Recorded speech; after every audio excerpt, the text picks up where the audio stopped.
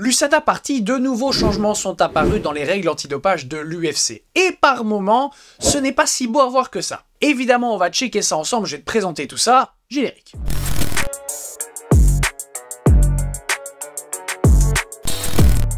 Aujourd'hui, nous allons parler de changements significatifs dans le monde de l'UFC. Car, vous ne le savez peut-être pas, mais l'organisation a officiellement rompu ses liens avec l'USADA, l'agence américaine antidopage. C'est donc une nouvelle ère qui commence pour le programme antidopage de l'UFC en cette année 2024. Je te propose donc de découvrir ensemble ce qui a changé. Ces deux entreprises ont donc mis fin à leur partenariat qui durait depuis 2015. Première question qui se pose, pourquoi ce changement? Eh bien, l'UFC cherche à établir son propre chemin avec un programme antidopage plus flexible. Et personnellement, juste arrivé à ce point-là, quand je lis plus flexible, je commence à me poser full question. Mais vas-y, viens, on creuse un peu plus loin que ça, avant de rester sur une première impression. La plus grande nouveauté est le fait que l'UFC s'éloigne des normes strictes de l'AMA, l'Agence mondiale antidopage. Ça signifie que l'UFC ne suivra plus à la lettre les normes émises par cette agence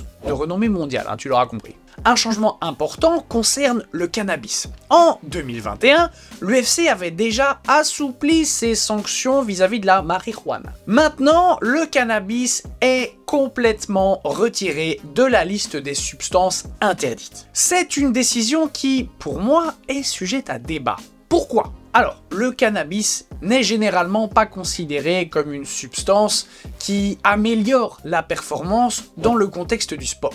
Et, sans surprise, il n'a pas les mêmes effets que les substances comme les stéroïdes anabolisants. En fait, dans certains cas, il pourrait même avoir des effets relaxants qui pourraient ne pas être bénéfiques pour la performance, on va dire, athlétique. Certains combattants pourraient utiliser le cannabis à des fins médicales. Bien sûr, pour soulager une douleur par exemple, ou un inconfort après un combat. La suppression du cannabis de la liste de ces substances interdites peut du coup être totalement en accord avec des utilisations médicales. Pas de souci. Évidemment, les avis peuvent être différents et j'ai aucun souci avec ça.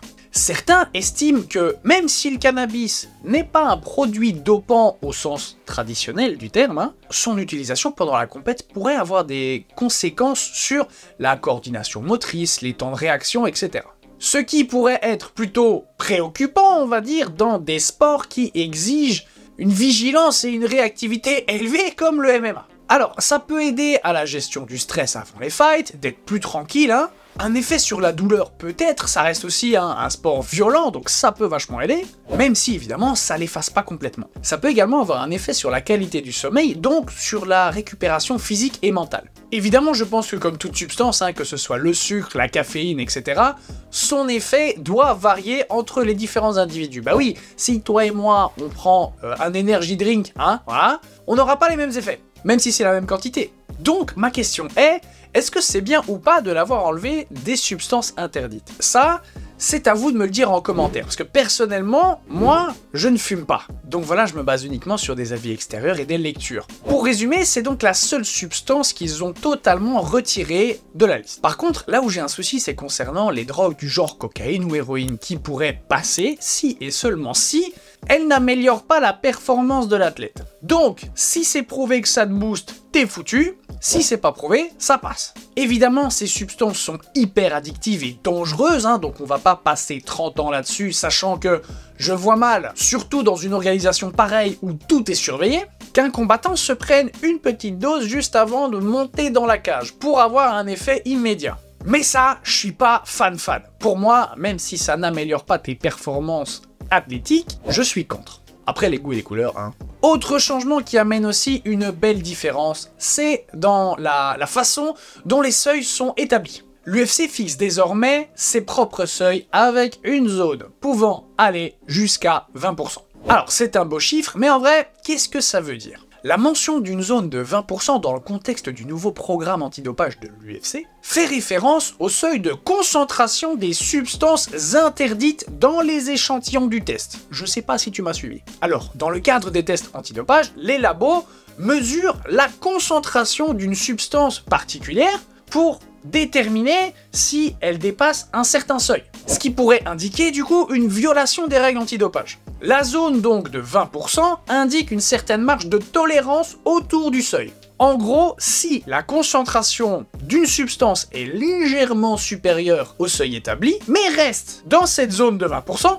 l'athlète, donc ici le combattant, peut bénéficier d'une plus grande marge de manœuvre, ce qui peut permettre par exemple au combattant de contester les résultats des tests, si la concentration est proche du seuil et se situe dans cette fameuse petite zone. Ce changement offre donc une plus grande flexibilité par rapport à une approche stricte, où tout dépassement du seuil serait simplement considéré comme une violation pure et simple, sans contestation. La capacité de contester les résultats dans cette fameuse zone donne donc au combattant la possibilité de présenter des arguments ou des preuves pour expliquer le dépassement, ce qui va donc réduire le risque de sanctions injustifiées, on va dire, en cas de légères variations dans les résultats de ces tests. Alors, quand tu reçois une information d'une personne A, en tant que personne B, tu as le choix d'interpréter cette information comme tu le souhaites. C'est ce qui fait la richesse d'une conversation. Donc, mon interprétation là-dessus, c'est quoi? On a une zone de manœuvre de 20%.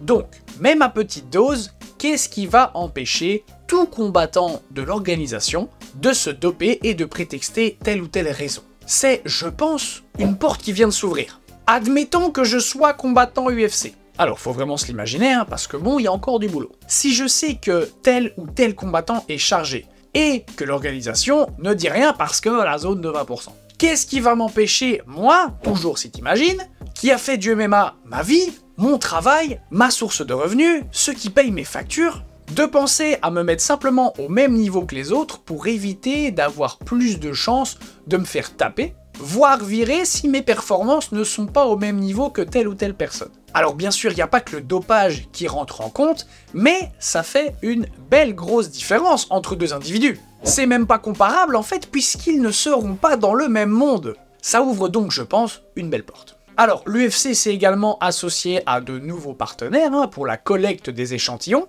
y compris Drug Free Sport International. De plus, un nouvel administrateur indépendant, l'Agence antidopage pour les sports de combat, la CSAD, qui va prendre en charge les décisions et les sanctions. Les périodes de suspension suite à l'évitement ou refus de se soumettre à des tests antidopage sont réduites. Même chose concernant les sanctions pour falsification ou tentative de falsification. Alors, cette décision pourrait être vue dans le but d'encourager peut-être, attention, à une plus grande coopération avec les procédures anti-dodo. L'USADA a donné gentiment une peine de 2 à 4 ans de suspension.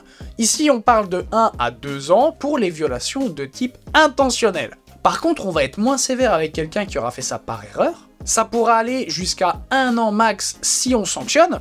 De nouveau, dans le but d'apporter une plus grande flexibilité dans ce programme antidopage. C'est vraiment le mot qui résume bien la chose, la flexibilité. Après m'avoir écouté, je t'invite à me donner ton avis sur tout ça en commentaire. Évidemment, c'est un sujet à débat, je suis donc curieux de pouvoir lire le tien. Bref, ce fut un plaisir de te présenter ça, si ça t'a plu, tu sais quoi faire. Abonne-toi, like, partage. Nous, on se retrouve dans une prochaine vidéo.